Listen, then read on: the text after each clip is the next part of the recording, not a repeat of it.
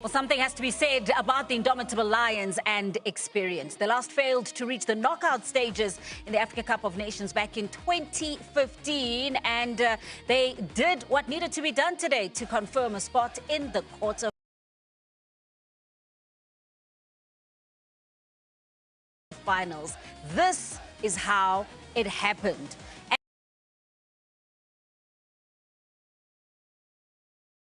And they did it. We spoke about how this encounter actually started, Deco, and South Africa having the ascendancy. But despite all of that, not making use of their opportunities, it was, of course, the indomitable Lions who opened the score.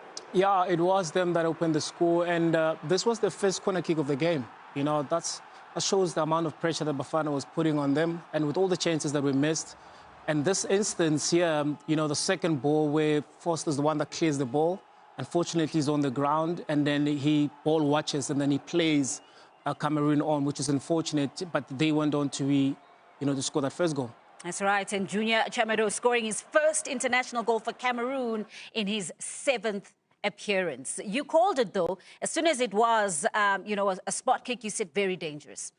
Yeah, it's very dangerous because, you see, Bafana has been struggling with set piece, right from the beginning. I thought probably Coach Hugo Bruce must have gone back to the drawing board to see how they can be able to deal with this. But unfortunately, it didn't happen the way it normally happens from across the board. Again, the second goal was from across that. But in this situation where Chamado scored, it's just unfortunate that Foster didn't step up on time, and keeping Chamado on caused them that goal. And so much has to be said as well about the time you concede for South Africa. You know, just before the break, definitely had something to do with how it is that they came out in the second half. Cameroon, you could see, just had the confidence, and they pushed in that second half to add another. Yeah, of course, from a game point of view, there are two crucial moments. It's right before the break and after the break. Unfortunately, South Africa conceded before the break and after the break. That's the moments that you have to be more focused. You have to be careful, because it's the moments that the players tend to relax because they think the game is done, and it's the opposite. As we take a look at it. Yeah, I mean, this is the second goal that, the second chance. This is the clearance, rather, that was done by Mboga's. I guess the momentum also carried through within the first, few minutes of the second half from Cameroon, since they scored late in the first half. So these were dangerous signs that were coming in, and these are the rare opportunities that are nearly in the first half, Bafana were able to cancel out. But it's just in the second half, because the momentum was carrying through from Cameroon's side. This is an opportunity for them that they look dangerous. Yeah, they were intensifying the pressure with the indomitable Lions, and only a matter of time before they got that second goal. We'll talk about the, counter-attack, because what Cameroon is good at is the counter-attack. In this situation, it's a phase of play that becomes a turnover.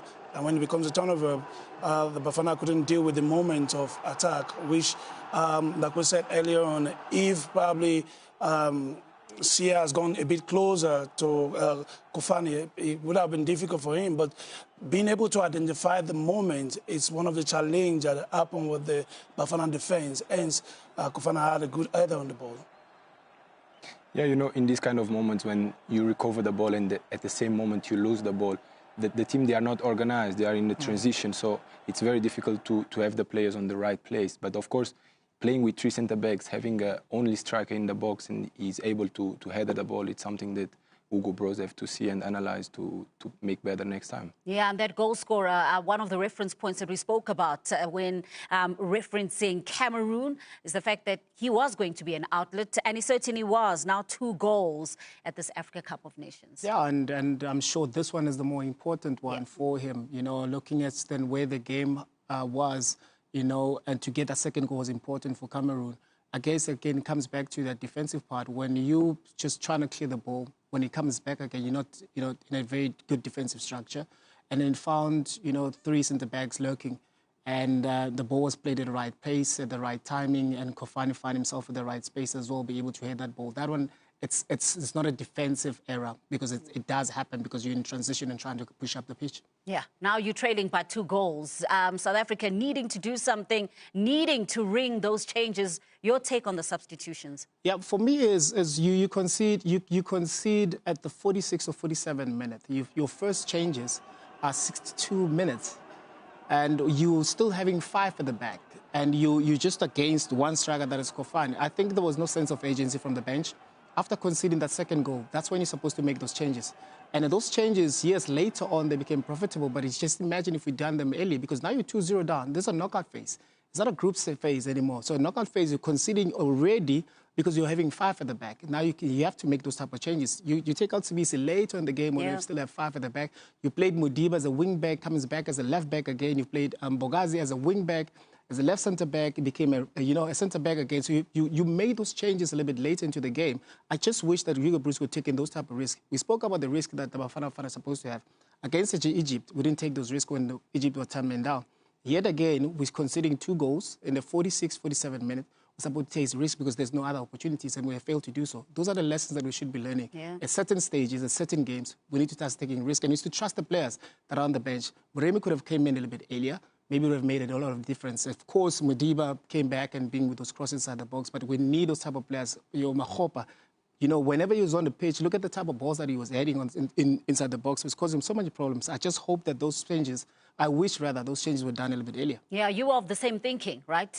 When they went down by 2 goals, saying, the changes should come in much sooner. No, definitely. I totally agree with Teko. When you are on a 2-0 result, what you're looking for is to create dangers on the other team. Because if you see the game, if you see the second half, Cameroon was comfortable, South Africa was like a little bit slowly on the rotation of the ball, a lot of lateral passes, when what they needed was playing in the deep, playing on the spaces that Cameroon probably was afraid to concede and to open that spaces. Yeah, and it took a while for those changes to have an effect for South Africa, because even after those substitutions, it was still South Africa that was under siege here. Ronwen Williams needing to try and salvage something from this game.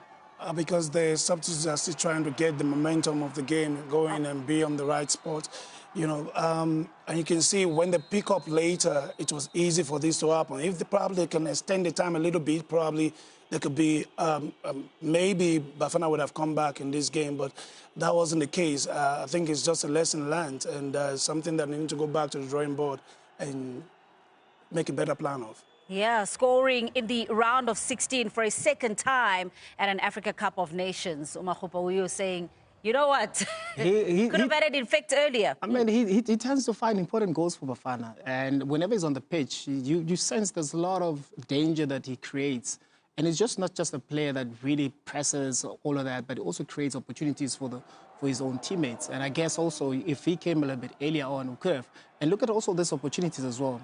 Those are opportunities that we never really got in any game that we played because we're not good aerially. But he's there, he's the focal point, and he is able to bring a different dimension into the game. And that's exactly what we needed today. If we really had 2 strikers a little bit earlier on, then play with out wide and playing those crosses. Because we've seen in the first half the spaces that they left between the 2 centre-backs. There was a lot of spaces where really got an opportunity, where Kabine got an opportunity because of the spaces. But then second half comes through, we're now unable to also recognize the same spaces, but we're still making defensive changes instead of attacking changes. Yeah, too little too late for South Africa because they finished really strong. No, definitely. I think, it's, as Teko said, I think South Africa have to take it as a lesson, Like they can't make the same mistakes again. And as you see in the picture with Makopa coming in a little bit late to change the game, sometimes you need to give the players that time to really make the change. The same thing with Moremi. Yeah, a lot of disappointment for the Bafana fans everywhere, more especially in Cape Town at Tigers Milk. We crossed just before kickoff of this matchup, and there was a lot of confidence in the vast majority of the fans there in Bafana. What's it like now? What are the emotions like now that South Africa's campaign has ended? Yeah, unfortunately, not the result we wanted. Some unhappy faces alongside me. So, where did it go wrong for us tonight? Greetings, everyone, my man. Sometimes we undermine those teams from Africa. We should have started with our best 11, whereby the squad that we played against Egypt, it was the same squad that was supposed to be played. They put Obas here as my man. That guy, he likes to play ball back, so we couldn't penetrate those Cameroonian defense because of we are always playing at the ball back. We had our chances in the first minute, 2 clear chances that we were supposed to bury. We didn't. They got 1 chance first half, and then we lost them You lost the match like that, my man. I agree with you, my man. Missed opportunities out there tonight. Your thoughts on tonight's match? Okay, thanks, Ricky. Yeah, I think our challenge is that we're not good in defending. You know, we've got a challenge with defending set pieces. We had most of our goals that we have considered in Bafana was through set pieces or square passes, you know. And one of our challenges again is that we don't have that special moment. We do not have that special moment where our players could take on defenders and create special chances. We are more like predictable, you know. You passes, and we score the goal. It won't work like that in a competition, you know. You need to be a little bit unpredictable to create more goal chances. Yeah, I can hear the disappointment of some of our fans here, but we still believe in our beautiful country. And I'm moving along, so the gentlemen, thank you very much. Ma'am, you still smiling? Still a lovely vibe here at Tigers Milk tonight. It is. Yeah, thank you. The boys played very well and have done themselves. But however, there's a win and a lose.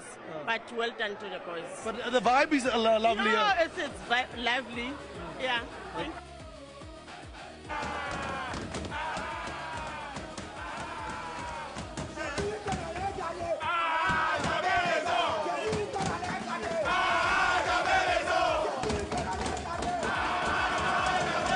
Yeah, there's a loser and there's a victor, and that victor is Cameroon. Look at the celebrations. Interestingly enough, in this entire game, they attempted 10 shots, their lowest total in a single match so far at the Total Energies Africa Cup of Nations 2025, but they were effective. Yeah, they were effective because they were able to take their chances. They were clinical in the front of goal, and that helped them lead Bafana ahead. Unfortunately for Bafana, when it comes to clinical finishing, they couldn't do that, so that put them at the back foot, and that makes their journey end in the AFCON. But there's still much to learn. Yep. I'm sure there is a consolation of the